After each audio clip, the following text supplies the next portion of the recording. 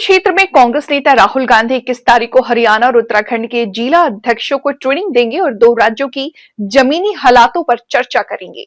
कुरुक्षेत्र पहुंचे पूर्व मुख्यमंत्री और नेता प्रतिपक्ष भूपेंद्र सिंह हुड्डा ने भाजपा सरकार पर जमकर हमला किया और कहा कि प्रदेश में कानून व्यवस्था चरमरा गई है, कर्ज और बेरोजगारी बढ़ रहे हैं और आम जनता असुरक्षित महसूस कर रही है। कांग्रेस प्रदेश अध्यक्ष राव नरेंद्र सिंह सेन ने भी कहा कि विधायकों और पत्रकारों को धमकियां दी जा रही हैं और भाजपा सरकार पूरी तरह फेल साबित हुई। उन्होंने संगठन सृजन अभियान के तहत 20 जिलों की कार्यकारिणी की घोषणा की और बताया कि 13 जिलों की भी जल्द घोषणा होगी। हुड्डा ने कहा कि हरियाणा में 60 से अधिक गैंग सक्रिय हैं और ऑर्गेनाइज्ड क्राइम तेजी से बढ़ रहा है। कांग्रेस का कहना है कि वे हमेशा फील्ड में रहते हैं और जनता अब पुराने समय की कांग्रेस को याद कर रही है। हम आवाज उठा रहे हैं, विधानसभा में उठाएंगे और जन जागरण करेंगे। लोगों के साथ खड़े हम। कानून व्यवस्था बिल्कुल चरमरा गई है, जो और अर्थव्यवस्था भी, आर्थिक भी तौर पे भी हम बहुत कमजोर हो चुके हैं।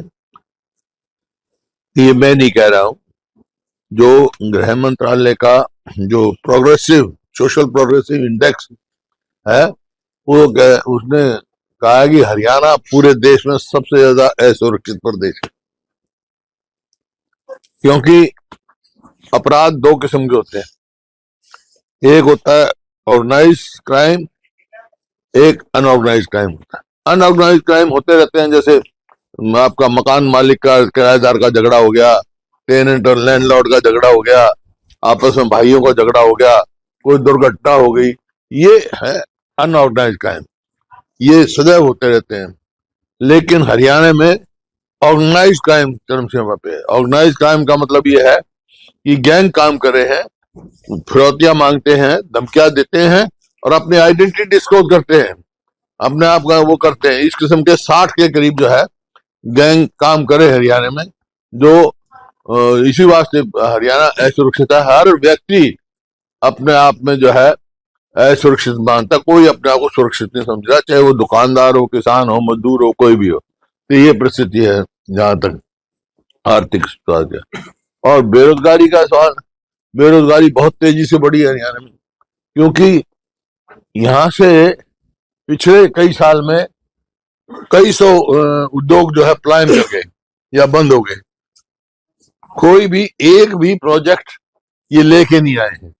जो प्रदेश 2014 में प्रति व्यक्ति आय में, प्रति व्यक्ति निवेश में, कानून व्यवस्था में, खेल खिलाड़ियों में जो नंबर 1 प्रदेश था, आज जो है, जैसे मैंने कहा, सोशल प्रोग्रेसिव इंडेक्स है। 1-2 इंडेक्स होते हैं, फिस्कल इंडेक्स। 18 प्रदेश हैं, उनमें से हरियाणा 14वें नंबर पे है, बिल्कुल फिसड्डी है। इसी प्रकार से कर्जा लेने में 15वें नंबर पे कर्जा ले रहे हैं। 4 वाक की नीति पे चल रही है सरकार। ये 4 वाक कहते हैं की नीति थी, कर्जा लो, घी पियो, मरने के बाद कुछ नहीं पूछा। वो चले हरियाणा बना और 2014 तक तो कुल कर्जा हरियाणा पे 70,000 करोड़ के करीब था। अब 5 लाख से हो गया। इस साल भी 30,000 करोड़ लेंगे, 5 लाख से ज्यादा हो गया।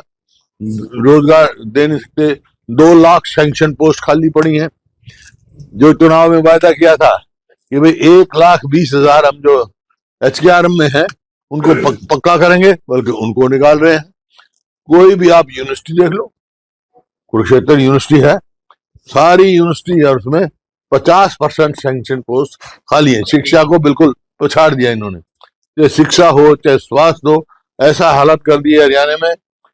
अस्पताल में जाओ तो डॉक्टर नहीं, स्कूल में जाओ तो मास्टर नहीं, यूनिवर्सिटी में जाओ तो प्रोफेसर नहीं।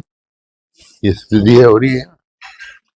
तो ये स्थिति है। 39% 2 लाख के करीब